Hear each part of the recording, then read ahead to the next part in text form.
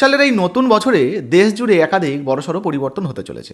হ্যাঁ, বিগত সালে যে সমস্ত সরকারি প্রকল্প বা আপডেটের বিষয়ে আপনাদেরকে জানিয়েছিলাম, এবার কিন্তু দেশ জুড়ে নতুন বছরে সেই সমস্ত কিছু পরিবর্তন হয়ে যাচ্ছে। প্রায় 10 থেকে 12টি এমন পরিবর্তনের বিষয়ে আপনাদেরকে জানাবো, যেগুলো আপনাদের পকেট থেকে শুরু করে সাধারণ মানুষের প্রত্যেকের উপরে প্রভাব ফেলবে। হ্যাঁ, কিছু ক্ষেত্রে সুবিধা হবে, কিছু ক্ষেত্রে অসুবিধাও হতে পারে। তবে যে সমস্ত পরিবর্তনের বিষয়ে আপনাদেরকে জানাবো এই নতুন বছরের, সেগুলো আপনাদের প্রত্যেকের জেনে রাখা প্রয়োজন। রেশন কার্ড, আধার কার্ড, প্যান কার্ড থেকে শুরু করে gas cylinder, income tax, banking পরিষেবা, নানান ক্ষেত্রে কৃষক বন্ধু, বাংলার বাড়ি, সমস্ত কিছুতে বড়সড় পরিবর্তন রয়েছে। সেগুলো আজকের এই ভিডিওতে আপনাদেরকে জানাবো। তো কোন কোন পরিবর্তনের ফলে কী কী সুবিধা অসুবিধা হবে সেটাও জানতে পারবেন। চলুন এক এক করে শুরু করি। তবে তার আগে জানিয়ে দিই, নতুন বছরের অগ্রিম শুভেচ্ছা আমাদের চ্যানেলের তরফ থেকে আপনাদের প্রত্যেকের জন্য রইল। সবাই ভালো থাকবেন, সুস্থ থাকবেন। চলুন নতুন বছরে কী কী পরিবর্তন হতে চলেছে, কী কী আপডেট রয়েছে এক এক করে আপনাদেরকে দেখিয়ে দিই। অন স্ক্রিনে আপনাদেরকে একটা প্রতিবেদন দেখাচ্ছি, কোথায় প্রকাশিত হয়েছে দেখিয়ে দিচ্ছি। তার আগে কী বলা হয়েছে দেখুন। জানুয়ারির 1 থেকেই বদলে যাবে এই নিয়মগুলি। আপনার কী কী সুবিধা হবে জেনে নিন। কবে প্রকাশিত হয়েছে, এই যে দেখতে পাচ্ছেন, কোথায় প্রকাশিত হয়েছে সেটাও কিন্তু দেওয়া রয়েছে। তো কী কী আপডেট রয়েছে দেখুন। এখানে বলা হয়েছে আগামী বছরের প্রথম দিন থেকেই বদলে যাবে অনেক আর্থিক নিয়ম। সেক্ষেত্রে আপনার উপরেও পড়তে পারে প্রভাব। তো কী কী প্রভাব পড়বে বা পড়তে পারে চলুন এক এক করে আমরা জেনে নিই। তো যেমনটা বলছিলাম, দেখুন কোন কোন প্রকল্পের নিয়ম বদল। নতুন বছর শুধু ক্যালেন্ডারেই পরিবর্তন নয়, এটি আমাদের দৈনন্দিন জীবনেও অনেক পরিবর্তন নিয়ে আসে। ডিসেম্বর মাস শেষ হতে চলেছে এবং 2026 সালের শুরু থেকেই দেশে ব্যাংকিং, কর, রেশন কার্ড, কৃষক প্রকল্প, গ্যাসের দাম, ডিজিটাল পেমেন্ট, সরকারি কর্মচারীদের বেতন এবং আরও অনেক সুবিধা সম্পর্কিত নতুন নিয়ম কার্যকর হতে পারে।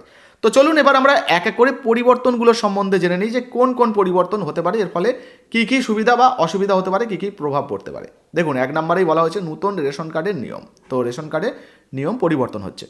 1 নম্বরেই বলা হয়েছে, দেখুন 2026 সাল থেকে রেশন কার্ডে প্রক্রিয়া আরও সহজ করা হবে। রেশন কার্ডের জন্য অনলাইন আবেদন এখন চালু করা হয়েছে। এটি বিশেষ করে গ্রামীণ এলাকা এবং কৃষকদের জন্য স্বস্তি দেবে। মানুষকে আর সরকারি অফিসে যেতে হবে না এবং তারা ঘরে বসেই আবেদন করতে পারবেন। তো বুঝতে পারছেন, রেশন কার্ডের যাবতীয় কাজ এবার আপনারা ঘরে বসেই করতে পারবেন, আর কিন্তু চিন্তা নেই। কৃষকদের জন্য বড়সড় বদল। দেখুন, নতুন বছরে কৃষকদের সম্পর্কিত একাধিক গুরুত্বপূর্ণ নিয়ম কার্যকর করা হবে। উত্তরপ্রদেশ সহ অনেক রাজ্যে কৃষক আইডি বাধ্যতামূলক করা হয়েছে। কৃষক আইডি ছাড়া পিএম কিষাণ সম্মান নিধি যোজনা অর্থাৎ পিএম কিষাণ প্রকল্পের টাকা বা কিস্তি কিন্তু আটকে যেতে পারে। ফসল বীমা প্রকল্পেও বড়সড় পরিবর্তন আনা হবে।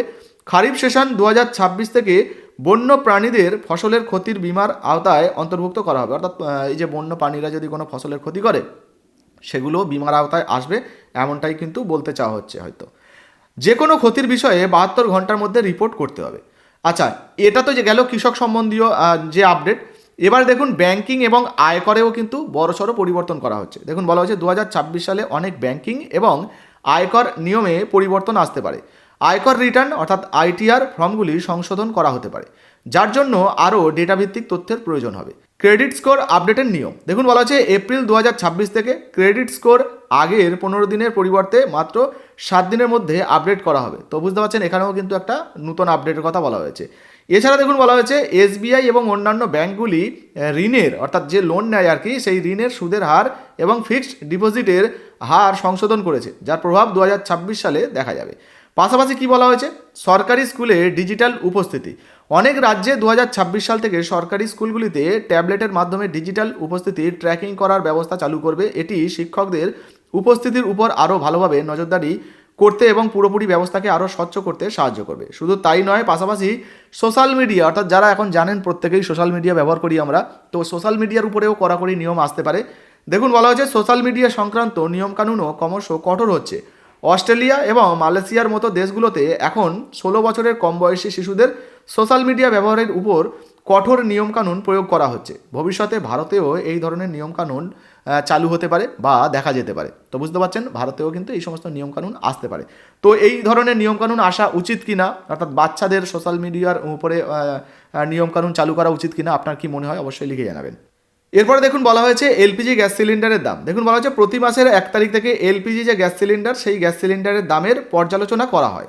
ডিসেম্বরে বাণিজ্যিক সিলিন্ডারের দাম 10 টাকা কমানো হয়েছিল। 1 জানুয়ারি 2026 থেকে গার্হস্থ্য গ্যাস সিলিন্ডারের দামও কমানো হতে পারে বলে আশা করা হচ্ছে, যা সাধারণ পরিবারগুলিকে স্বস্তি দিতে পারে। তো বুঝতে পারছেন, রান্নার যে 14 কেজি 200 গ্রামের গ্যাস সিলিন্ডার, সেই গ্যাস সিলিন্ডারের দামও কিন্তু কমতে পারে বলে আশা করা হচ্ছে। এরপরে সরকারি কর্মচারী যারা রয়েছেন তাদের জন্য সুখবর রয়েছে। তার আগে একটা আপডেট দিয়ে দিই কৃষক বন্ধু প্রকল্প নিয়ে।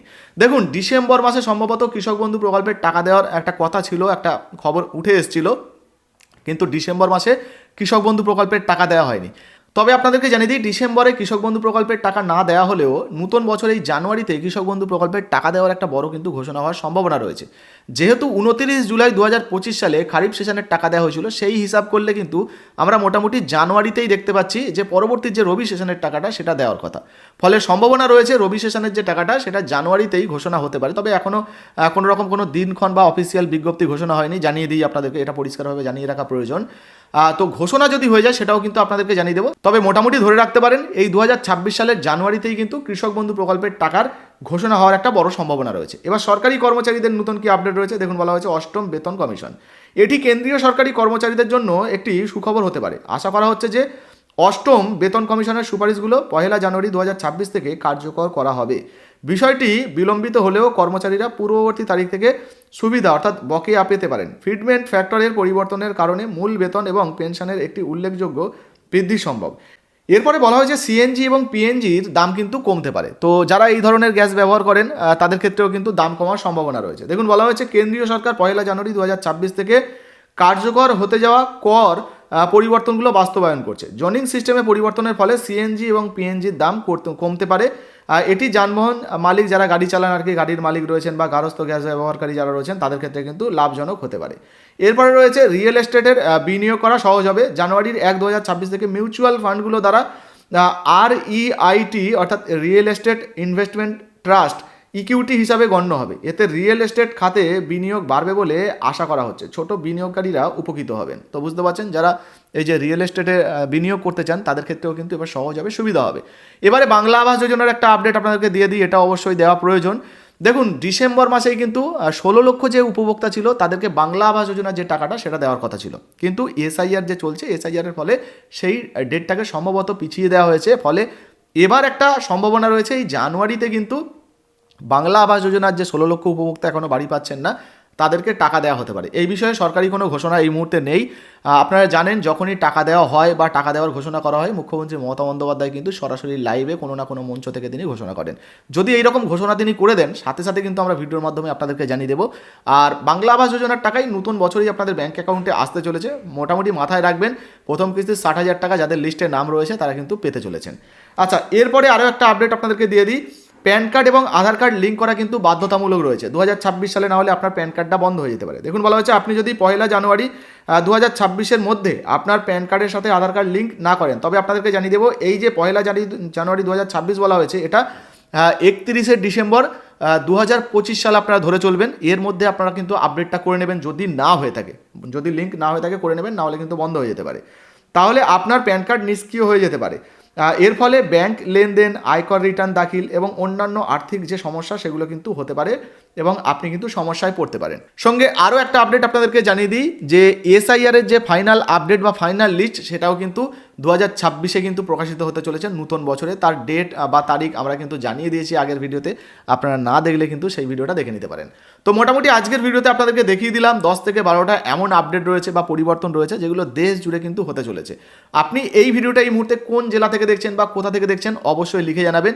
ভিডিও ভালো লাগলে অবশ্যই লাইক দিয়ে শেয়ার করে দেবেন। ফেসবুক থেকে এখনো পর্যন্ত যদি ভিডিওটা দেখে থাকেন আমাদের পেজটাকে ফলো করবেন। আর যদি আমাদের পেজটাকে ফলো না করে থাকেন তাহলে অবশ্যই OIC-SDR নিউজ লিখে সার্চ করবেন, আমাদের পেজটা চলে আসবে। অবশ্যই কিন্তু আমাদের পেজটাকে একটু ফলো করে দেবেন।